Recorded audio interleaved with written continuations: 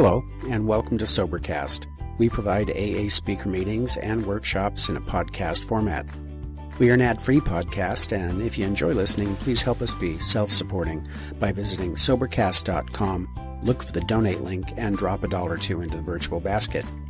Also, if you're a member of NA or have friends that are, please tell them about our other podcast, NAPOD.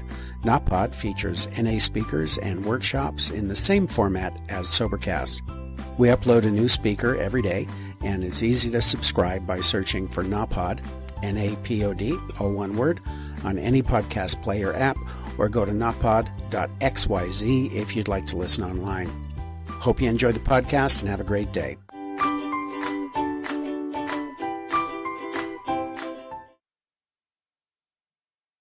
My name is Hal, and I'm an alcoholic. I'm a sensitive alcoholic. It's been said that we alcoholics are extremely sensitive people. I used to introduce myself at AA meetings by saying my name was Dr. Ding-a-ling, and I was a wino and a pillhead.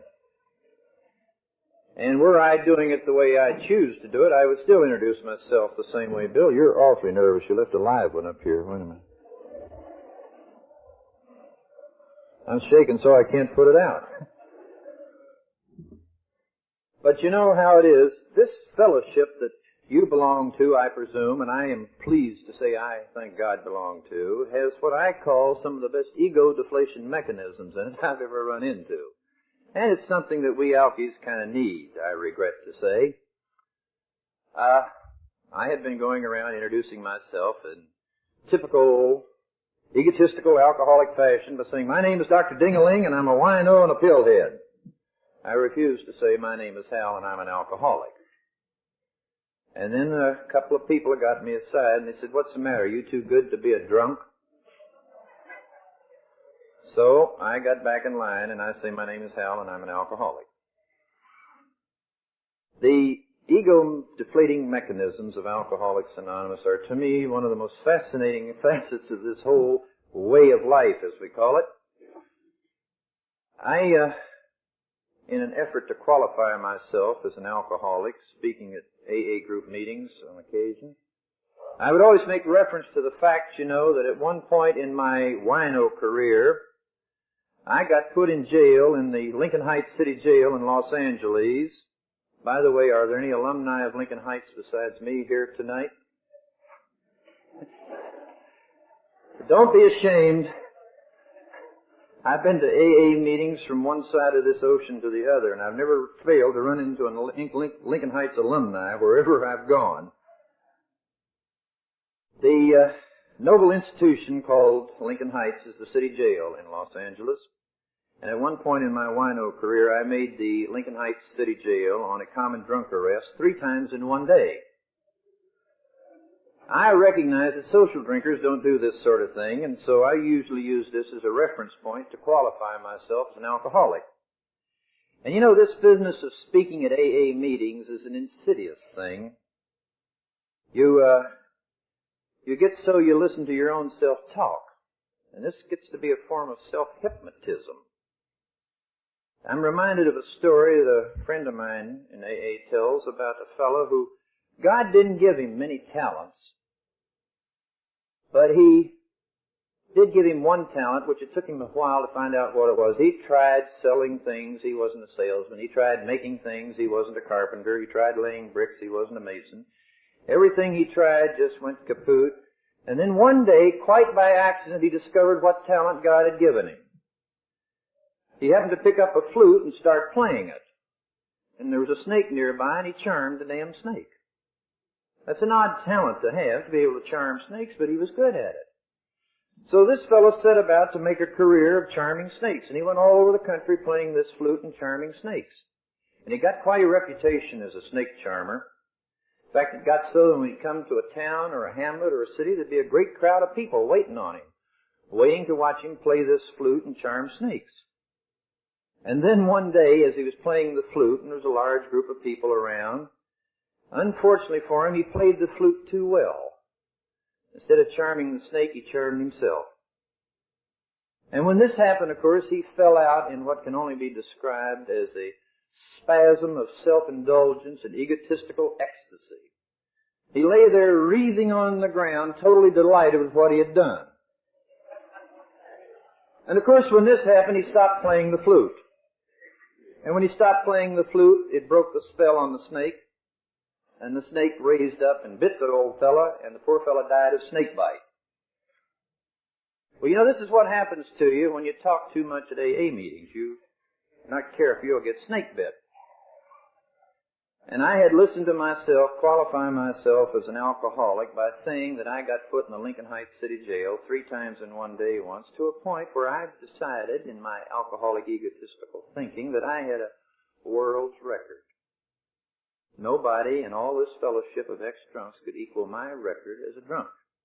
There are fellows who've been in jail more often than I have. There are fellows who've been in more jails than I have. Fellows who've done more total jail time than I did. But who, in the wide scope of AA, could say that they had been in Lincoln Heights 3 times in one day on a drunk charge? Nobody but me. Oh, blessed little me. As I say, this fellowship has these ego-deflating mechanisms in it. And God, as I understand Him, took care of this little thing. One night at an AA meeting in Manhattan Beach in Southern California, I made mention of the fact that I, the great drunk, got put in Lincoln Heights City Jail 3 times in one day once on a common drunk charge. And oh, wasn't I the greatest drunk that God ever made. When the meeting was over, a little fella came up to me. I would judge his age as at least in his 60s. He came up to about this high on me. He had a real ruddy complexion, a good, firm, solid, masculine grip when he took my hand, and eyes that I shall never forget because they just danced with that mischievous joy of happy sobriety. He looked at me and he said, "Doc, I've got you beat." I said, "What do you mean you've got me beat?" He said, "Doctor, I made 3 different jails in 3 different cities once in one day, once on a drunk charge."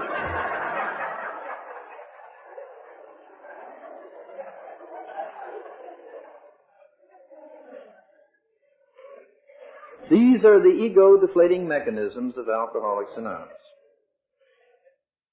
I used to refer to people in Alcoholics Anonymous who had been dry longer than I had as bleeding deacons. This is really casting aspersions at them. To be honest with you, I resented the fact that they'd been sober longer than I had. How dare they do that to me? So I called them disdainfully bleeding deacons. Not too many weeks ago, I was asked to speak at an AA intergroup meeting in a metropolitan area in a city in another state. Some friends of mine knew I was going to go to this meeting, and so they got in touch with me, and they said, "When you get over there, be sure and meet so-and-so, and give her our very best. She is a very wonderful person," and this and that and the other. And sure enough, when we arrived at the auditorium where the meeting was to be held, this person came out of the coffee room, which was adjacent to the auditorium, and walked up. And the gentleman who had met my plane said, "This is so-and-so." And this was the person whom so many people in Los Angeles had told me to be sure and meet, and what a wonderful AA she was. Snotty, alcoholic me. I look at this charming woman, a woman obviously of many years' sobriety, well-dressed, cultured. I later learned she had been her general service representative for her state. And snotty, alcoholic me. I look at her and I say, "Well, I'm certainly glad to meet the bleeding deacon from this city." She said to me, she said, "Doctor, I would much rather be called the Shining Beacon. And by the way, what did you say your name was?" These are a few examples of the ego-deflating mechanisms of Alcoholics Anonymous. Your chairman tonight made mention of the fact that there are some people here whom I know and who know me. And to you, shining beacons, who are here tonight, I'm going to ask your tolerance and your patience if you'll forgive me for a repetition of something that I know some of you have heard before, but it will be a brief resume of my alcoholic story. I feel that it's the speaker's responsibility, particularly if there are those in the audience who are perhaps new, or who are relatively new, or who haven't heard the speaker before, that he at least gives something of his personal alcoholic background story to help perhaps that person identify themselves and take something home perhaps from the meeting that will be of help to them. And so for you shining beacons, please be tolerant with me. To show you that I'm not at all nervous, I had a perfectly good story which I didn't tell Art, who met my plane, because I knew if I told him, he'd go around and tell each and every one of you, and then I would have no opportunity to use it. And Bill said he was nervous, and I didn't want to tell him I was nervous, but I saw how nervous he was, so I got nervous, and I forgot my story. But you know, we just completed an election, and there's been a rather profundity of election stories going around, but I did hear one the other day that I thought was awfully good.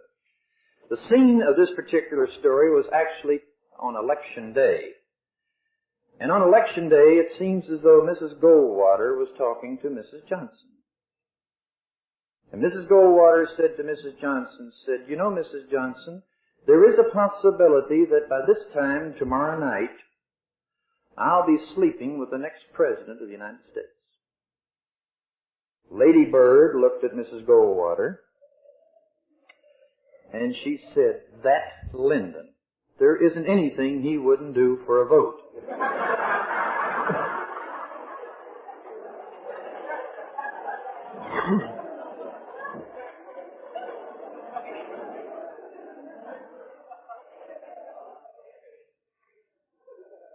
One of my personal trademarks as a, shall we say, a speaker, if that's the word, I don't like it, but as one who occasionally is asked to talk at AA meetings, I do have a little personal trademark.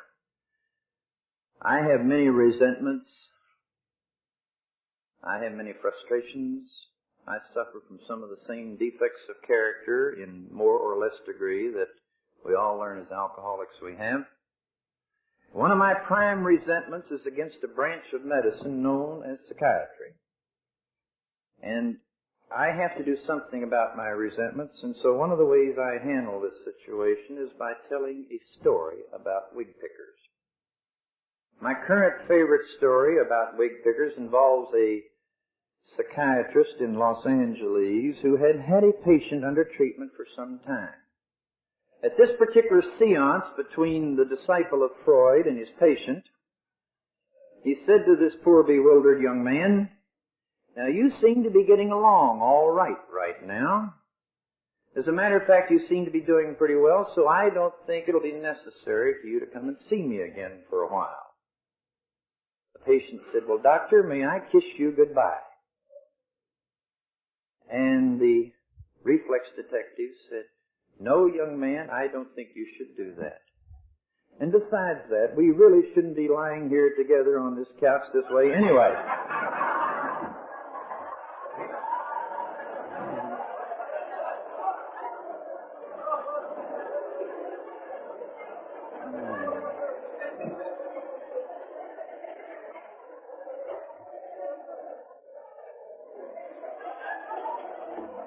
For want of a better place to start, I usually begin my genesis into the field of alcoholism about the year 1952. In February of that year, I spent 6 days as a guest of the state of California at the Napa State Hospital up at Imola.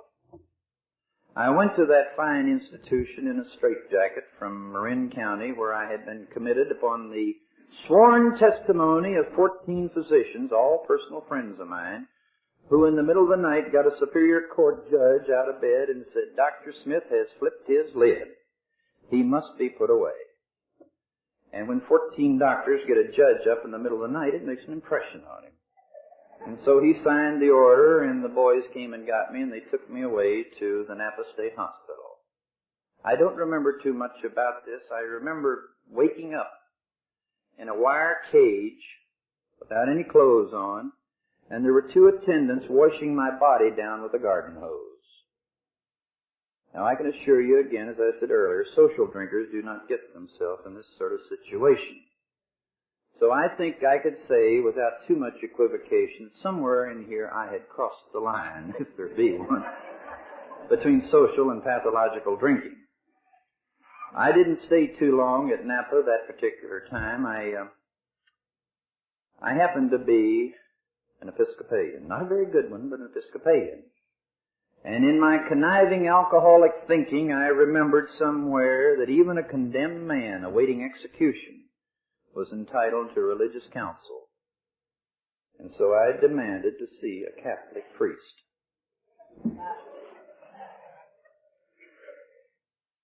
The gentleman of the Roman church that they sent to see me was a nice, kind, doting little old father whom the bishop should have put out to pasture a long time ago. But his charge was the giggle factory up on the north end of the bay.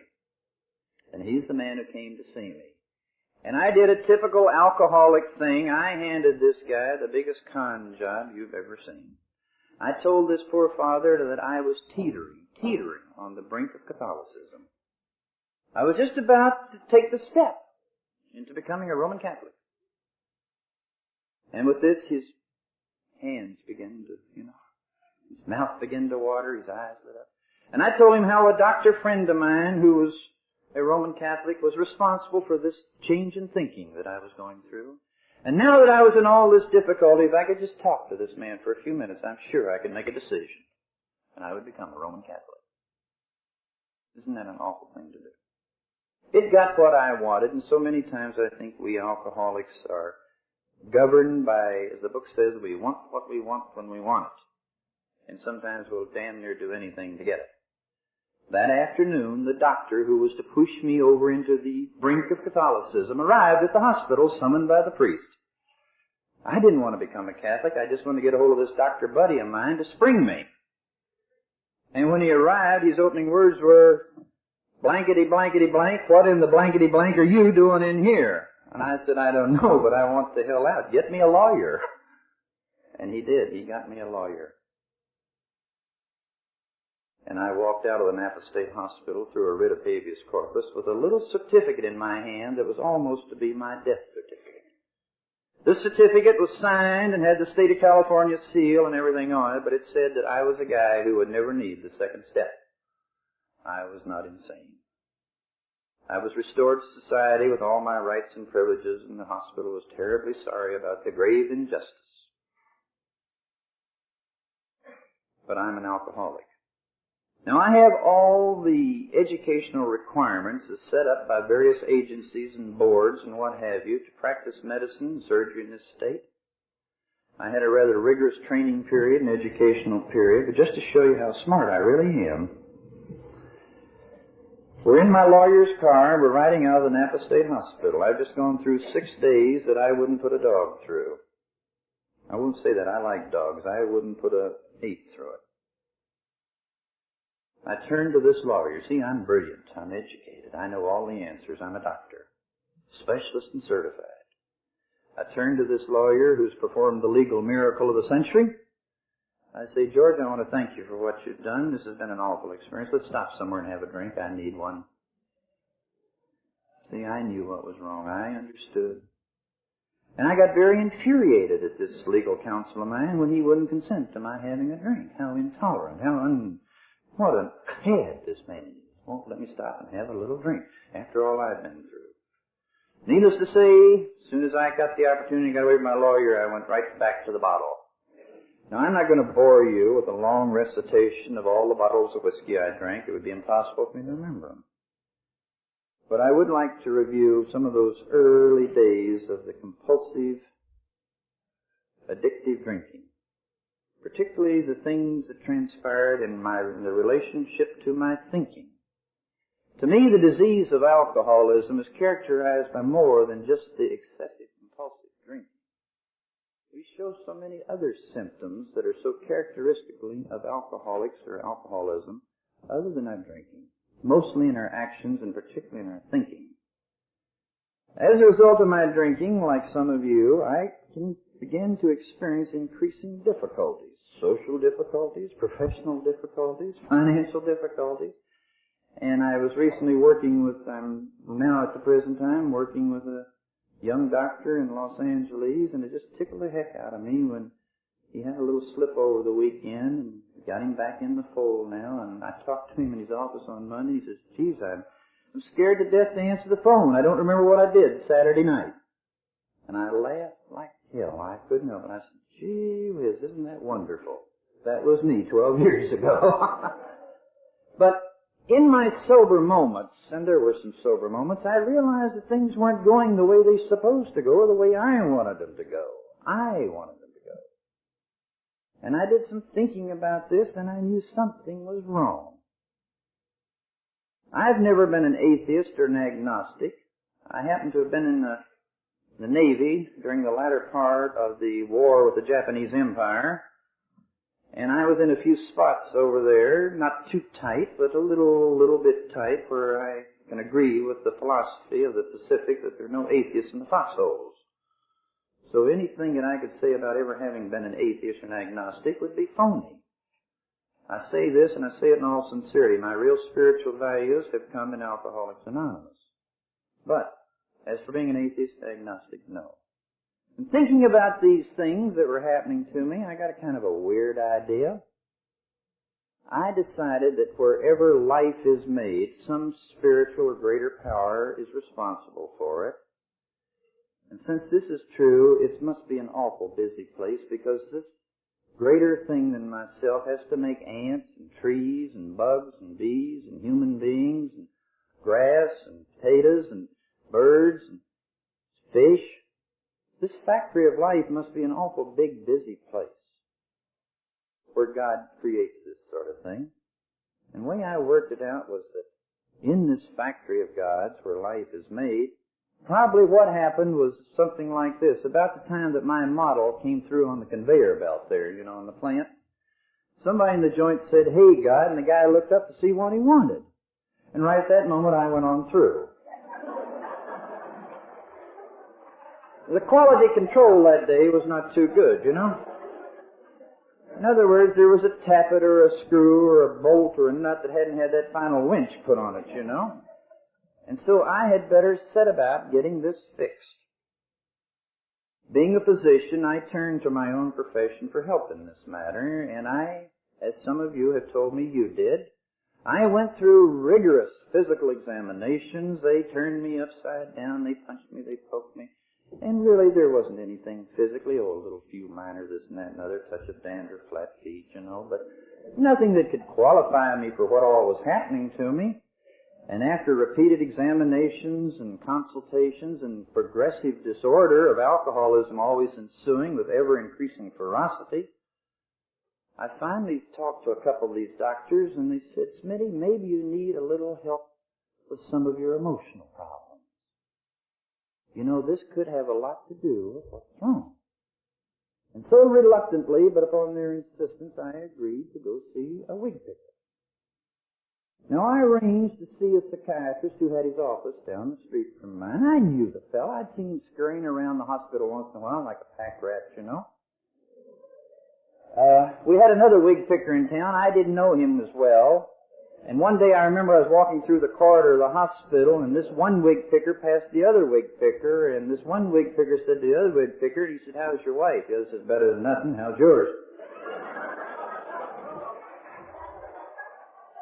And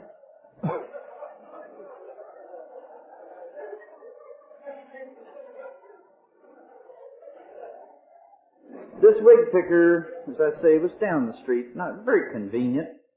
And so we worked out a schedule whereby I would see him on Tuesdays and Thursday afternoons. And so I worked out my schedule so that in the early part of the afternoon I could be free from my responsibilities at the office on Tuesdays and Thursdays. Now, I don't want to pick on anyone here in the audience particularly, but my friend from Sacramento, supposing in your drinking days you suddenly had Tuesday and Thursday afternoon off, what would you have done? Well, I can only tell you what I did. I worked like a beaver Tuesday and Thursday morning, did everything off the desk, every patient out of the office, everything all up just snuff, everything in good shape, batten down the hatches. Then I would go in the laboratory of my office. I would get down a bottle of this laboratory ethyl alcohol.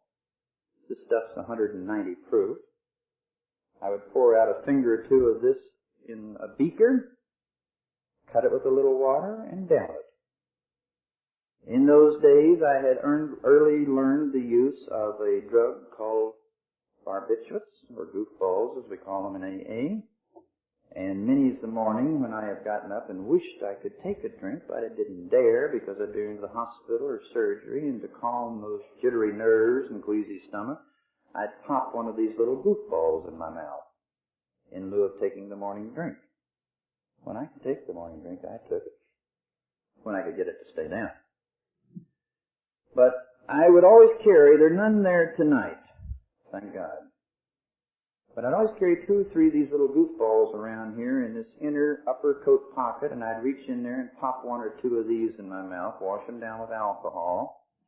I happen to do ear, nose, and throat work, and there was a drug we used to use a great deal. We still occasionally use it, but we have other drugs now that do our work as well, if not better, and are not as dangerous. But the drug that we used to use so much was a drug called cocaine.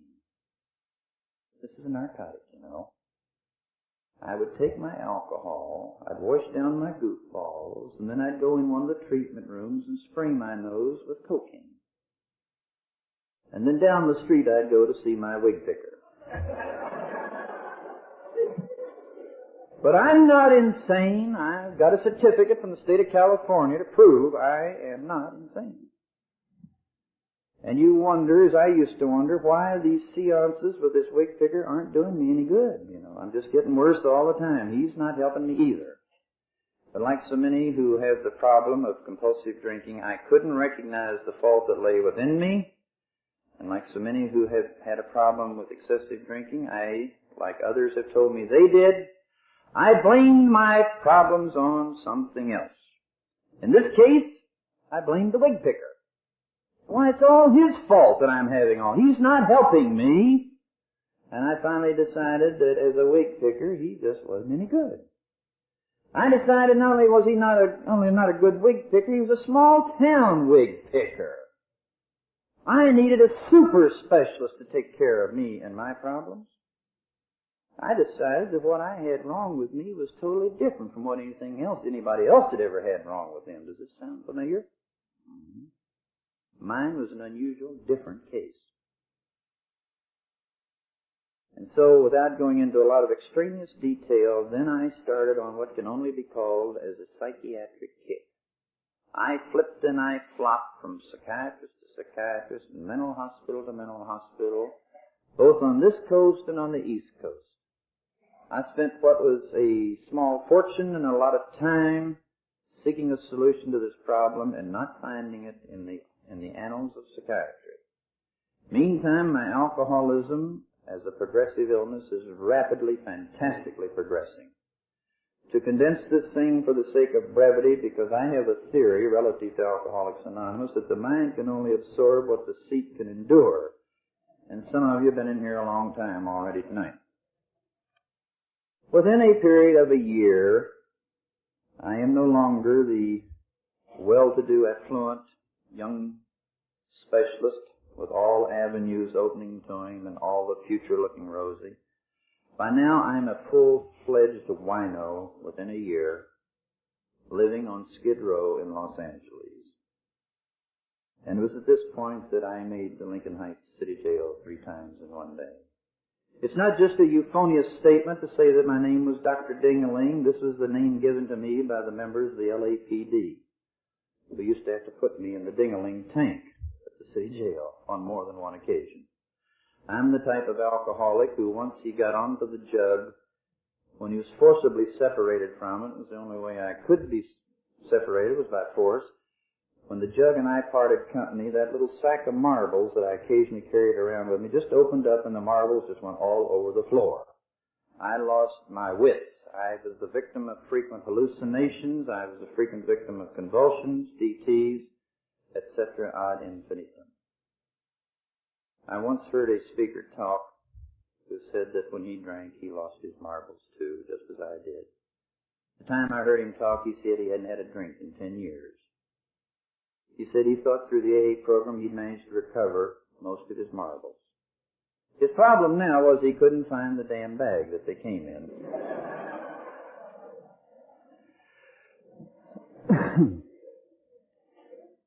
Because of this conduct and because of this sort of behavior, the Board of Medical Examiners of the sovereign state of California saw fit to seek me out and through issuance of a subpoena dragged me on the carpet.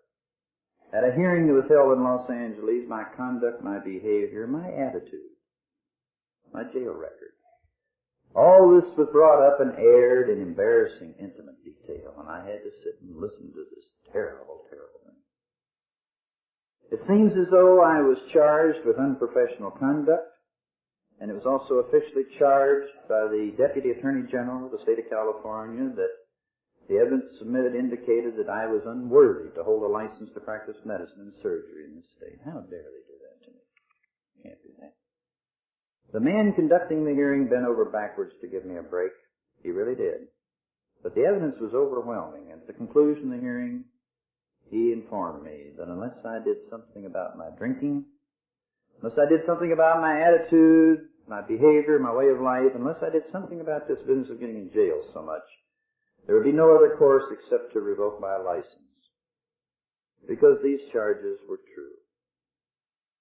He informed me that from that moment forward, my conduct, my behavior would be under constant surveillance. In other words, I would be tailed or watched all the time. It's been said that you can't scare an alcoholic sober, and this is perhaps true. I'm not going to argue the pros and cons of that, but I think sometimes a scare can be a lever or a fulcrum to motivate temporarily a guy or a gal who's got a drinking problem into facing it. But I know this. As a result of this, I did go to some AA meetings in Los Angeles. I don't remember just how many. Not very many. But I went to enough meetings to grasp something that became very dear to me. At these AA meetings that I attended, I met the man that was to become, and were he still alive today, would have been my original sponsor in Alcoholics Anonymous. He's gone to the big meeting upstairs now. But the thing other than that I grasped and that I still have to retain to this day is the thing that you people told me about drinking. You told me it was the first drink that got me drunk. Now this seems like such a simple statement, but it was so astounding to me. I can't tell you how many experiments I conducted trying to determine which one of these drinks was the one that I couldn't take. And all these experiments had ended in nothing but dismal, embarrassing failure. And you said it's the first one. You explained to me about the concept of the allergy to alcohol. At the time, I couldn't buy that. I buy it now. I don't want to get off too much tonight because it is getting late, but I think this might be worth saying. Being a physician, I'm often asked by sincere AA members. It usually goes like this: Doc, why can't I drink? Why can't I drink?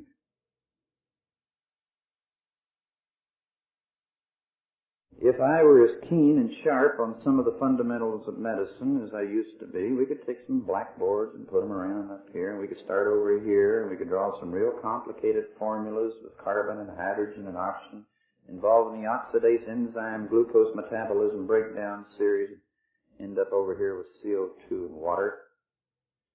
We got all through. I'd say, now, do you understand? No, I don't either. I don't either, but there it is, in black and white. But I can't explain to you why you can't drink, why it is you're allergic to alcohol. But whenever I think about this problem, whenever an AA member sincerely asks me this thing, I tell them what an old boy in Texas told me a long time ago, and he wasn't half as smart as I am. No. But he's a good AA member. He said, Doc, nobody knows what happens when Mother Nature takes a cucumber and turns it into a pickle. But she does it all the time. But there's one thing, Doc, that everybody knows. Once a cucumber is turned into a pickle is going to stay. There's no way you can de-pickle a pickle.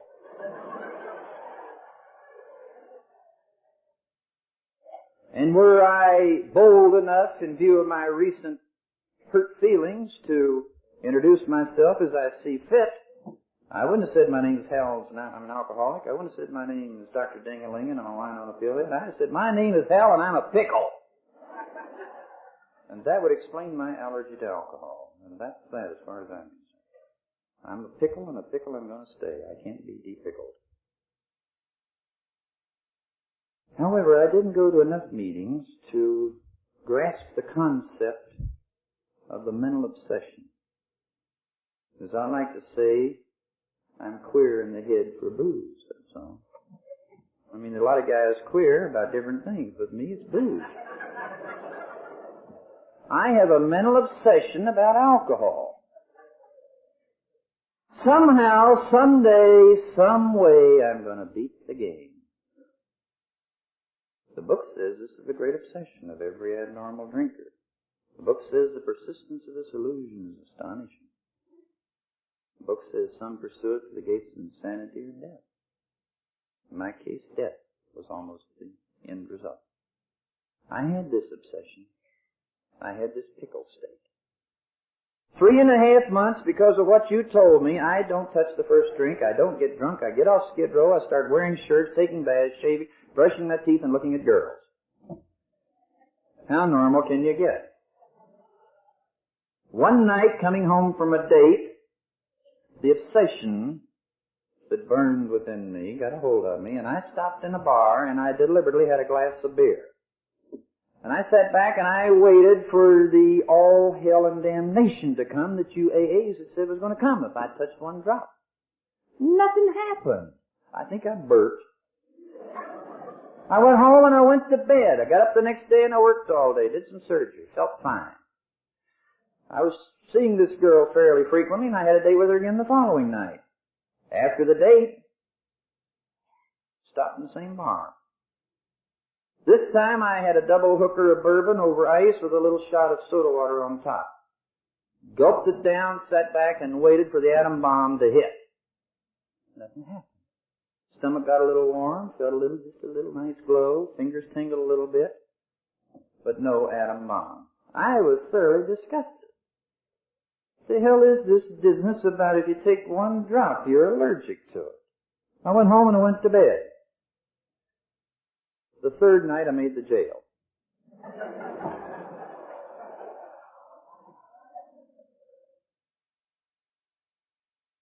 From this point on, I could no more stop drinking than water would run uphill. I could see Skid Row coming right back up at me. I knew the Board of Medical Examiners was dogging every step I took. Being unable to stop drinking and reluctantly admitting it under duress, I left the state of California and I went to Texas, simply to escape the wrath of the Board of Medical Examiners. I happen to have a license to practice medicine and surgery in Texas. Let's be frank and candid, as we must be in AA. There's a lot of things wrong with me, but I'm not a Texan. But I had a license to practice in that state. I'd never been in any trouble there, and I went to Texas. The geographic cure, as we call it in AA. I'm not going to bore you with a recitation of what happened there. I don't think I could, without some help, recall it all anyway. But with some help one time, we sat down and figured out, and it worked out that I had moved 22 times in 18 months in Texas. And this gives you a capsule idea of what happened there. Now the book says, tell what you used to be like, and I've tried to do that. Now the book says, tell what happened. And it was in Texas that it happened, thank God. In the little community that I ended up trying to practice medicine, whoa, back up. In the little community that I ended up taking pills and drinking booze, we got a new Episcopalian priest at our village church. I did not go to church to get any religious counsel. I had floated a loan at the local bank. I was arrears in my payment.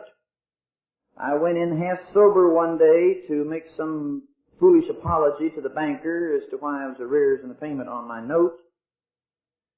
And he asked me in the course of our conversation what church I went to.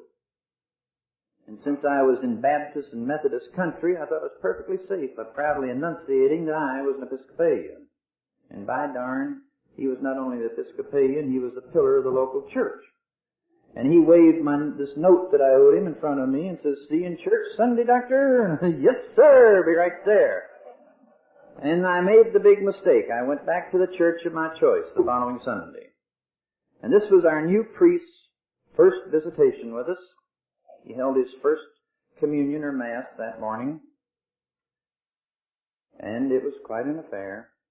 As I've said before, I think our priest was in our village 3 days when he discovered me and his flock. I became this young priest's #1 evangelical project. This was his first church. He was right out of the seminary in New Haven. He came to us from the bishop in Dallas, all full of you-know-what and vinegar, and ready to go. I've often thought about him in relation to that statement made in the Bible where, the carpenter had his critics. I've often thought that maybe they're a bunch of shills, but that doesn't matter. But these guys are always going around taking these pot shots at the carpenter's philosophy and his way of telling about something new in life. And one day, one of these critics of the carpenter said to him, he said, "How come it is that you always work with the bad guys, work with the bad girls?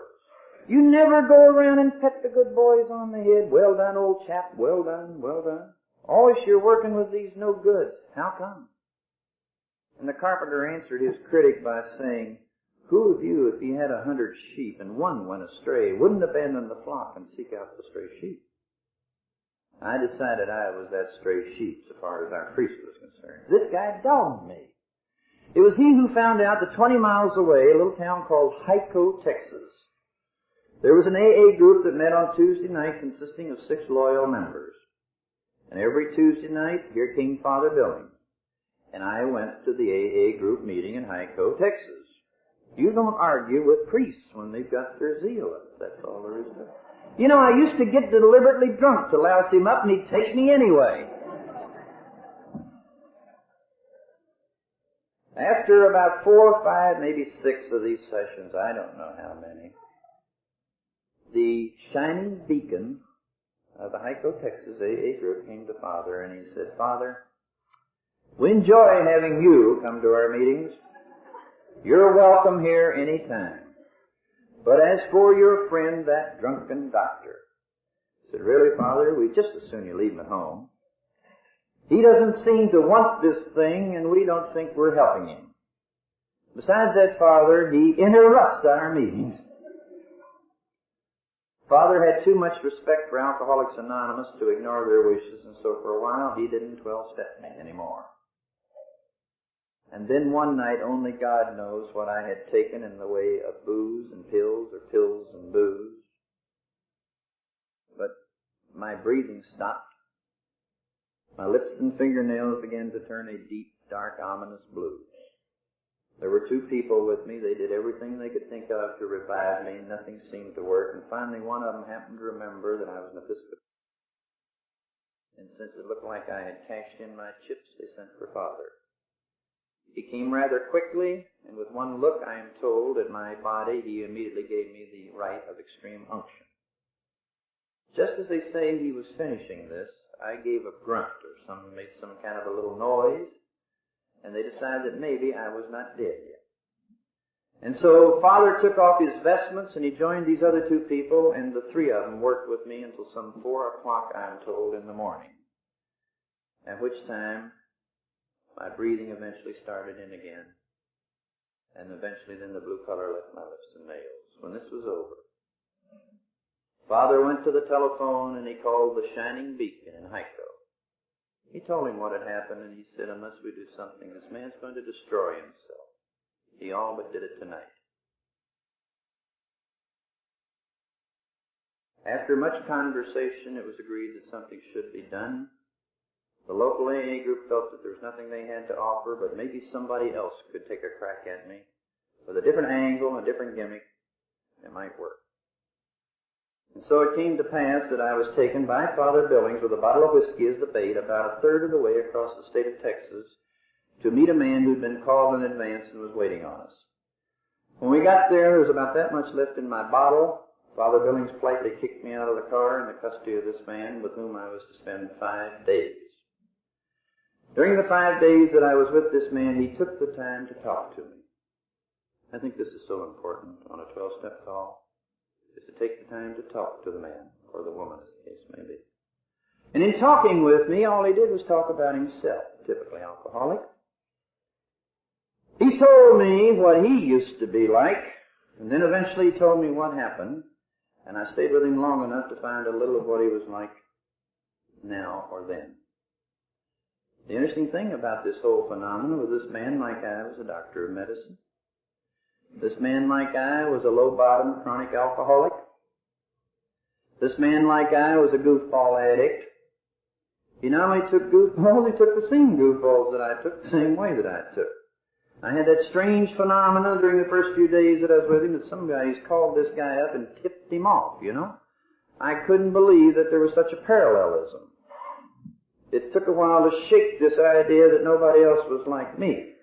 And here was a guy who was reading my mail right down to the last letter T with a on it.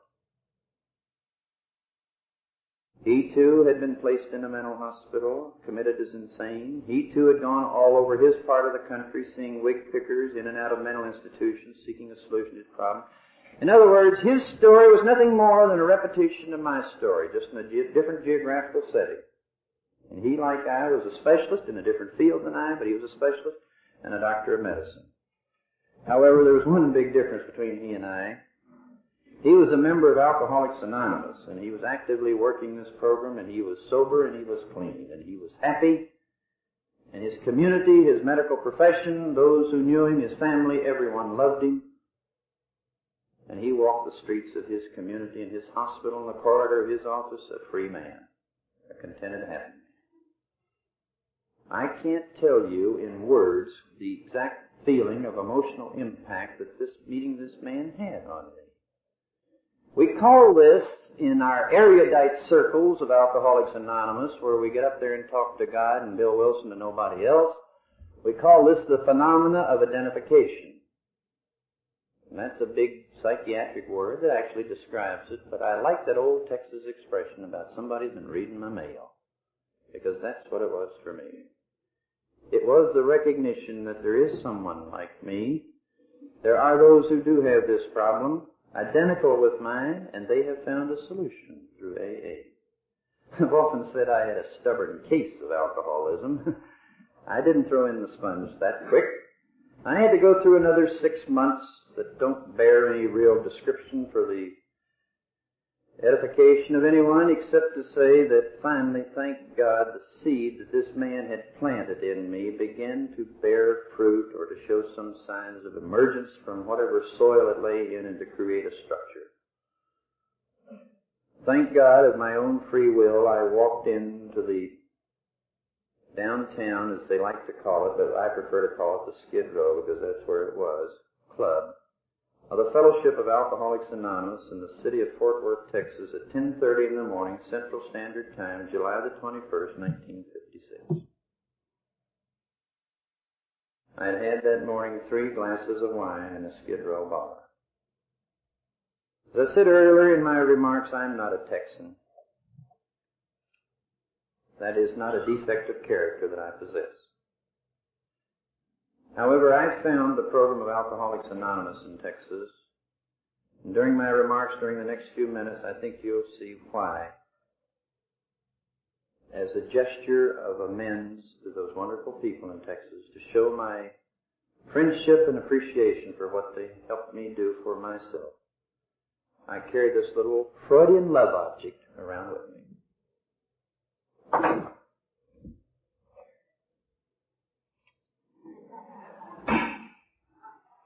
That's the flag of the state of Texas. Whenever I go in AA anywhere, that goes with me. There was one guy on duty in the club that morning. I didn't look good.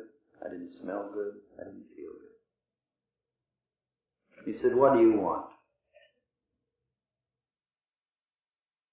I said, "I want to stop drinking. Will you help me?"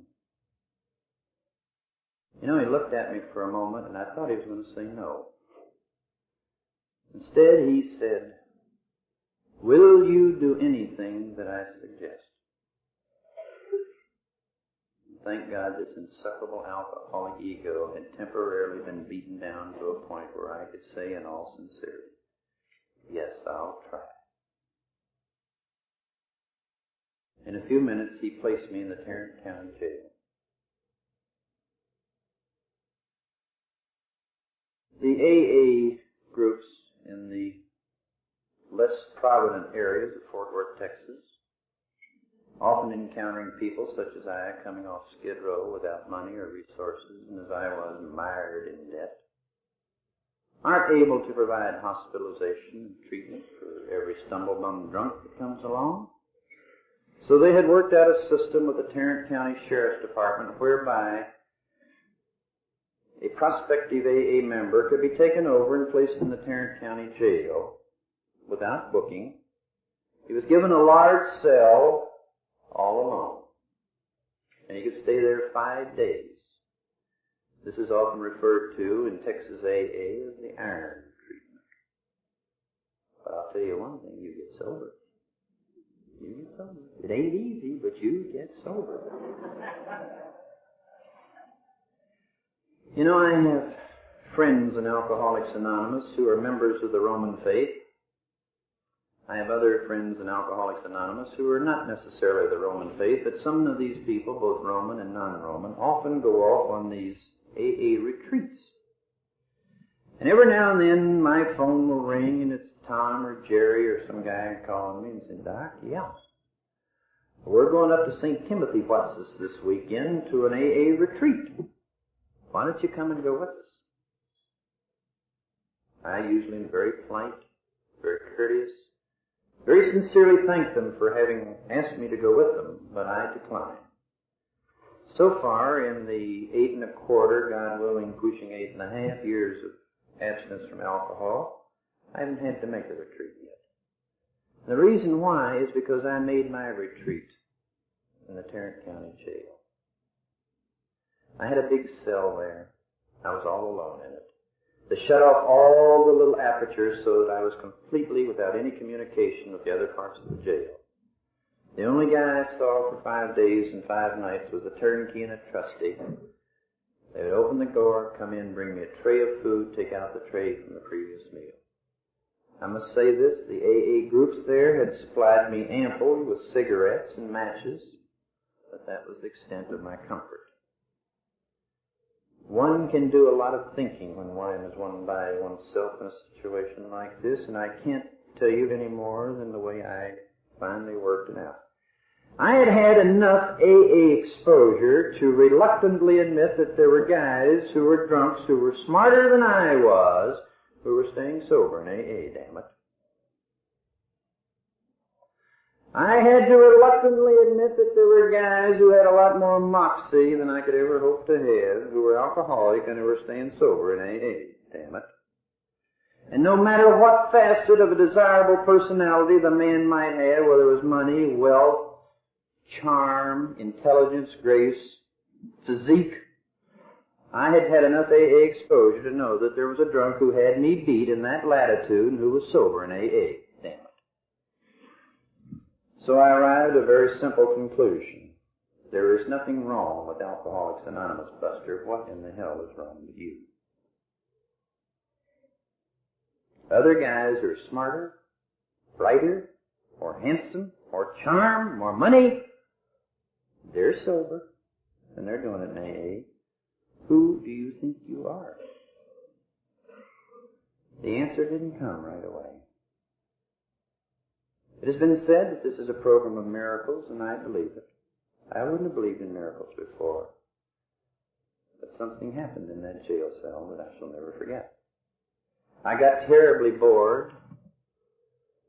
The only thing available to read were a bunch of old grapevines. And I started in, for want of anything better to do, to pass the time reading these grapevines. Strange phenomena happened. I would pick up a grapevine and I would start to read through it, and just about the time when I was to discover whether Mary got her husband back or got her kid back that she'd lost through drinking, the damn page would be gone. I would never know what happened. And so I'd become infuriated, and I'd flip over a couple of pages and I'd start another story in the grapevine. Now, it didn't take long to discover something. If the story were there complete, if there were no coffee stains, spittle stains, torn pages, cigarette butt mashed on it or something, if the whole thing was there and I could read it through, I got a message. Just as though it were coming right up out of the page at me.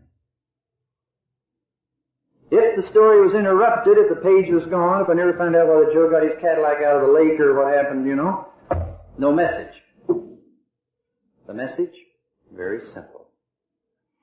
The third step of our program. The third step. Where we turn our will and our lives over to the care of God as we understand. Then I recognize why I couldn't stay sober, why I couldn't accept AA, why I had been unable to become an AA member and enjoy sobriety and work out my problems as these more brighter, more intelligent, better dressed, more charming people than I ever do. I'm not ashamed to tell you what in my case I did. I prayed lots of times. I prayed in jail. I prayed when I was puking. I prayed when the back of the John hit me on the head for the 10th time. I ended up on my knees on that jail floor. But I didn't say, oh, God, get me out of this one and I'll do this for you. Oh, God, please fix it over to so-and-so so I can go back over there. I asked God, and I still have to ask Him for this, one day at a time. Please help me get this damn big fat ego of mine out of the way and you run the show, please. I'm losing it up. It's the only prayer an alcoholic can really make it stick by it. And it's the one prayer that will work if he pushes and tries to let go and let God. On the 5th day, they came and got me. They took me back to the club. I think I said something intelligent to the club keeper. I think I said, when do we eat? He whirled around on me and he gave me what I still think was the finest, shortest, most hard-hitting AA pitch I've ever heard. Unfortunately, I can't remember it all. I believe that our program, as we try to apply it, is a positive program. It's a dynamic program. It has answers for those who seek it. But I think, too, we must recognize, and I think in some of our 12-step work with newcomers, it might be well if at the proper stage in their maturation we injected this little philosophy. There's a negative aspect to Alcoholics Anonymous, and it's a very important negative aspect. And he gave it to me short but quick. In essence, here's what he told me. He said, Buster, if you're hungry and you need food, you'll have to go to a restaurant and get it. We don't serve meals in anything on Alcoholics Anonymous. This is not a handout. This is not a charity place to come and get free food. He said, by the way, if you need money, we haven't got any. You'll have to go someplace else for that. He went all right down all the various material things that each and every alcoholic at one time or another thinks is a solution to his drinking problem. If I could have this, I could stay sober. If I could have this, I could stay sober. If my wife had come back, if I had my home back, why did I have to lose the car? He went right down all these things. No, no, no, no. And I must be frank and say he included a little lecture on an element called sex. AA doesn't solve your sex problems either if you happen to have them. However, he did tell me at the conclusion of the lecture, and I'll never forget the word he used. He said, Buster, not doctor, Buster. If you've got a drinking problem, we've got the answer for it here.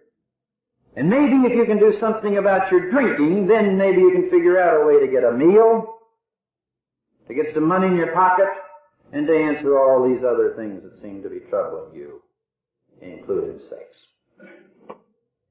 But first things first. And then he turned his back on me and walked away.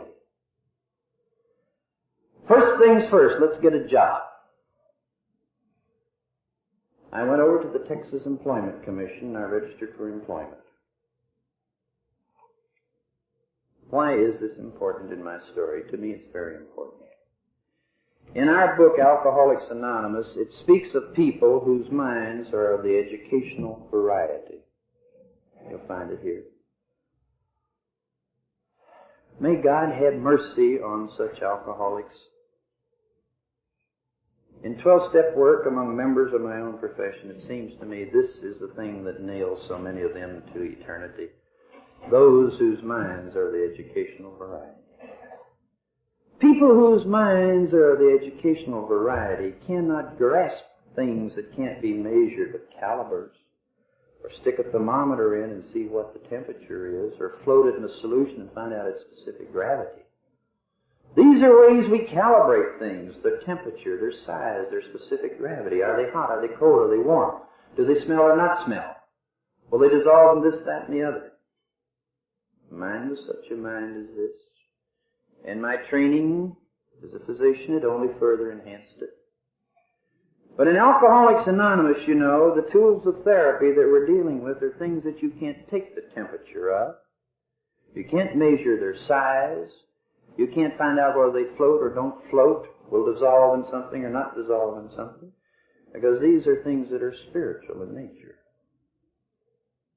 You can't wrap faith up in a package and mail it to somebody like you would a box of candy. It's a mighty sweet thing to have, but it won't go that way.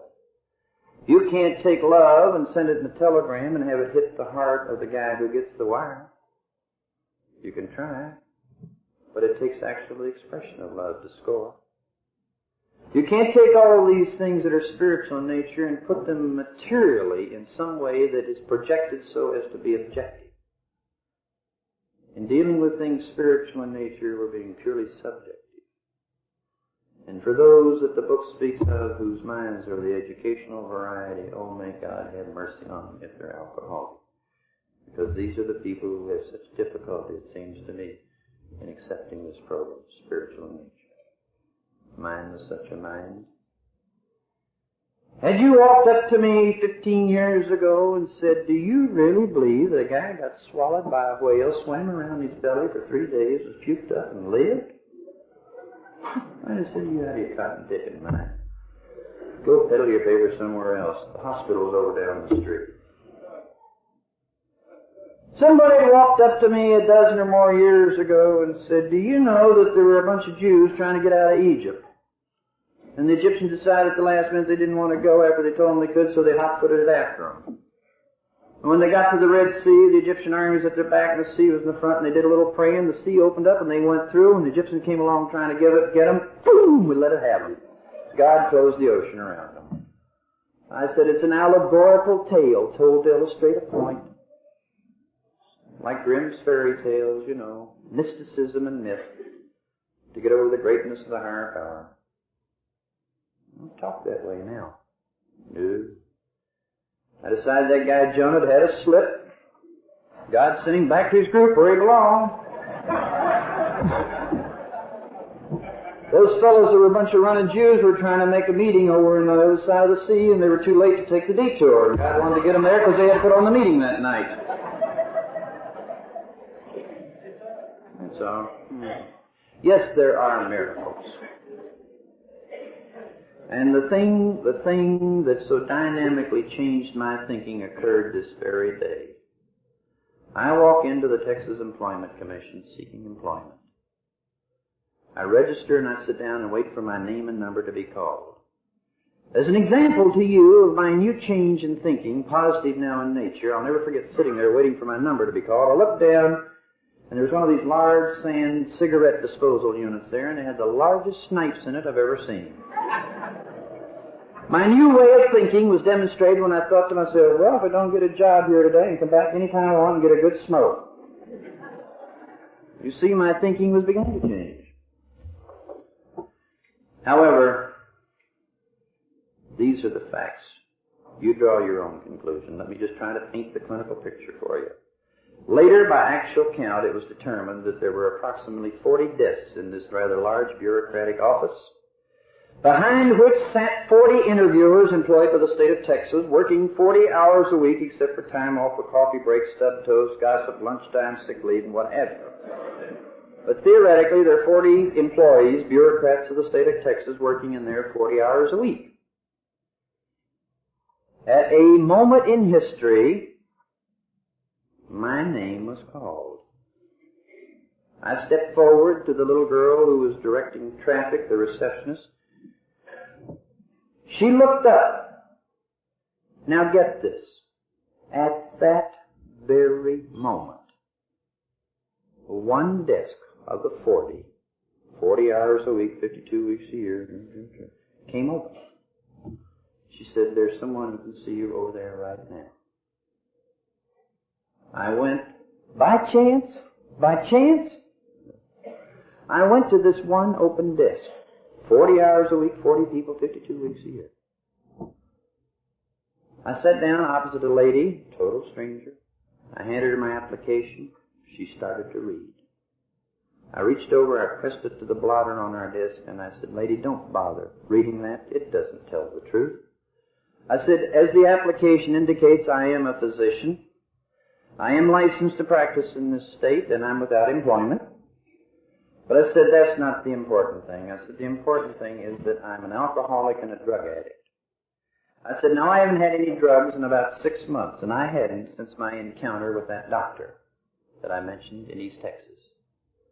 I said, but I've been having one awful time with my drinking.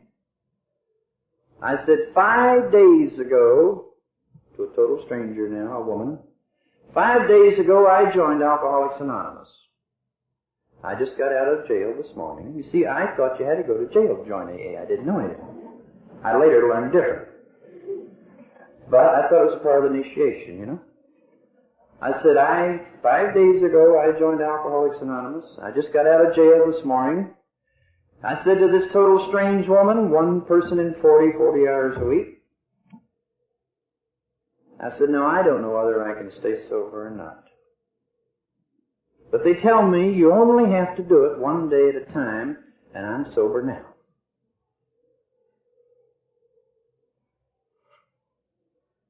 Smile came on her face. A little fat, warm hand came across to take mine. My name is Thibault, doctor. I'm an alcoholic. I'm a member of Alcoholics Anonymous. How are you? Those whose minds are of the educational variety, who have to have everything measured, put in its place, organized, heat, temperature. God have mercy. There are miracles in this way of life. If you have an educational mind and you're so plagued with this obsession, take it home tonight. Get your logarithms out. Get your computers out. Monday morning, go down to the IDM place. They'll be glad to kick it around on a couple of cards for you. Statistically, it can't happen. But it did happen. It did happen. I remember Thibault and I talked for a while. She said, you know, doctor, it's not every day we have an alcoholic pillhead doctor coming in here looking for work. I said, we're going to have a little trouble placing you. So since I don't have a job for you right away, she said, how would you like to go to an AA meeting with me tonight? I'd love to, Thibault. And so she took me to an AA meeting that night. And at the meeting, she explained to those there that I needed employment. One guy asked me if I had ever washed dishes. I said, sure, why? He said, how would you like a job as a dishwasher? I'll take it. Where? When? He told me where and when. The meeting the next day downtown Fort Worth. And at 10 o'clock, the appointed hour, I was standing in front of this restaurant, which is a large sign, dishwasher wanted. The guy's name was Al. He came up, he said, let's go inside, let's meet the boss. We went in. He ordered 2 cups of coffee, put a dime on the counter. I sat back, I'm learning AA real fast. He ordered, let him pay for it.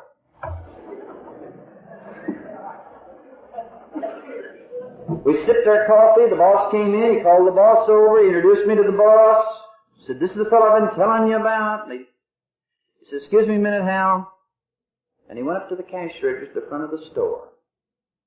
And he and the boss engaged in intimate conversation. It was July, it was Texas, it was hot.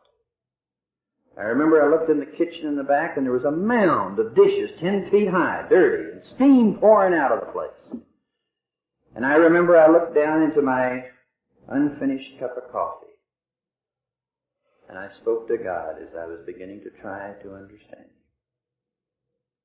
I said, God, if it's necessary for me to wash dishes to stay sober, please let me accept it and do a damn good job as a dishwasher. The important thing is staying sober. About that time I felt a hand on my shoulder. It was Al. He said, "Come on, we're going." I get out on the street and I grabbed Al and I said, "What's the idea? What's the idea here? You said there was a job in there. You know, I need a job. Man, I got to eat. I got, these things got bread, boy, you know." Al said, come on. You're not going to work as a dishwasher. I've got a job for you. It's not washing dishes." I said, "Well, Al, will you tell me something? Why did we go through that dishwashing routine in there?" And he said these words to me. Here's what he said. He said, "Hal, I was just testing you for your sincerity. Now that I know that you mean business, I'll do anything I can to help you." And sure enough, he had a job waiting on me. I became a shoe salesman that morning.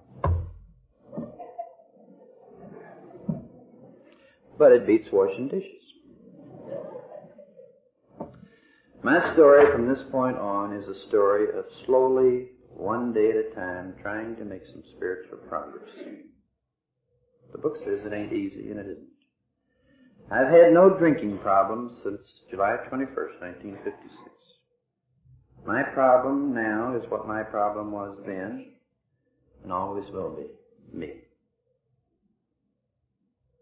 I'd like to close this remarks that you let me have the privilege of making here tonight with a little simple story that indicates my feeling about this whole business. Early in his ministry, the master was stopped by two men on a highway who said to him, "O son of David, have mercy on us." And the carpenter, the little Jewish carpenter, stopped. From this point on, I like to divert from the version as given in Holy Writ and just give my own as I understand it. The carpenter stopped and he said, "What do you characters want?" And these two men were blind, and they must have clutched at their eyes in their desperation, as blind men would do. And they said, "O son of David, make us see." I can have a certain empathy for those men because, you know, I had the blindness of the soul. And I'm sure in their desperation and their agony, they were suffering as much as you and I ever suffer. Self-pity was their justified lot. Resentment must have plagued the living hell out of them. "O son of David, make us see." This Jewish carpenter, who was capable of such tremendous 12-step work, looked at these poor devils and he said, "Do you believe that I can do this? Do you believe that I can do this?" They said, "Yea, Master, we believe." Whereupon it is recorded in Holy Writ that he touched their eyes and these blind men saw a miracle. I always like to tell that story and then say, we came to believe that a power greater than ourselves could restore us to sanity. Thank you, and God bless you.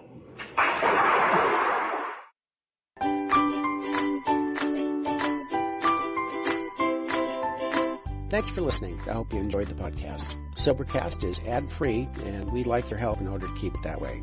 So if you'd like to help us be self-supporting by pledging $1 or $2 a month, visit Sobercast.com and look for the donate links.